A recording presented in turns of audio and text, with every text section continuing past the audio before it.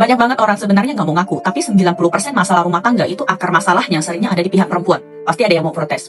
Ah, kamu mah kaum pembela laki, pengkhianat, terus mulai deh melempar komentar pedas. Tapi coba deh, kamu sabar dulu, dengerin sampai habis. Baru kamu bakal ngerti kalau aku tuh bukan lagi bela siapa-siapa, cuma ngomongin kenyataan paling jujur dalam pernikahan. Kamu mungkin suka ngerasa, aku juga nggak salah apa-apa, tapi kok suami makin lama makin aneh ya? Kok nggak romantis lagi, nggak inisiatif lagi, makin nggak semangat, bahkan makin nyebelin dan males ngomong sama aku. Terus kamu bingung, dulu nggak gini loh, kok bisa berubah? Padahal sebenarnya yang berubah itu bukan dia.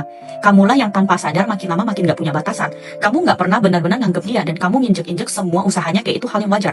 Ada yang pasti bakal ngeyel. Lah, kita kan suami istri, ngapain ngomongin batasan segala kayak orang lain aja.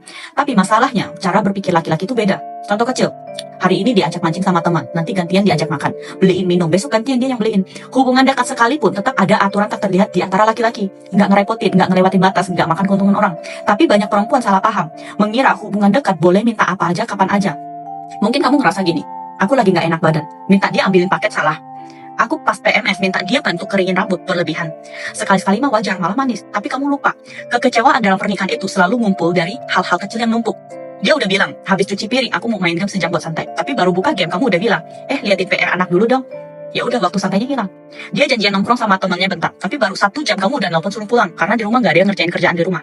Dia baru mandi rebahan dikit, kamu panggil lagi buat jemurin baju atau buang sampah. Kalau dilihat satu-satu, emang gak ada yang bisa nyalain kamu. Tapi tahu nggak, cowok itu dalam hati kesiksa. Bukan karena disuruh kerja, tapi karena ruang kecil buat napas aja diambil pelan-pelan. Coba bayangin kebalikannya. Kamu baru kelar beres-beres, baru mau rebahan nonton drama. Dia bilang, tolong pijitin bahu dong, tolong ambilin buah dong. Nggak berlebihan kan? Tapi kamu pasti kesel. Kan itu manusiawi, dia juga sama. Waktu dia pelan-pelan habis, pilihannya makin dikit. Pertama dia sabar, lama-lama dia capek. Terakhir dia mulai dingin. Aku udah lihat banyak laki-laki yang cerita gini. Mereka bilang, bukan karena udah nggak cinta, tapi karena mereka udah nggak sanggup mencintai dengan cara yang dulu. Pertama kali kamu minta ambilin paket, dia mau kok. Pertama kali kamu minta dia keringin rambut, dia malah ngerasa itu manis. Tapi kamu terus maju selangkah lagi dan lagi. Hari ini minta 10 menit, besok minta waktu lebih banyak lagi. Pelan-pelan batasannya hilang, garis pribadinya makin kamu dorong. Awalnya dia toleransi, lama-lama dia pasrah. Habis itu dia jenuh. Dia bukan tiba-tiba berubah, dia cuma udah ngumpulin cukup banyak kecewa sampai butuh jarak buat bisa bernapas. Aku bukan belain laki-laki, serius. Tapi banyak perempuan nggak sadar kalau mereka lagi nginjek ruang pribadi suaminya tanpa sengaja. Perempuan boleh banget memperjuangkan haknya, tapi hak itu bukan dengan cara ngambil kebebasan laki-laki.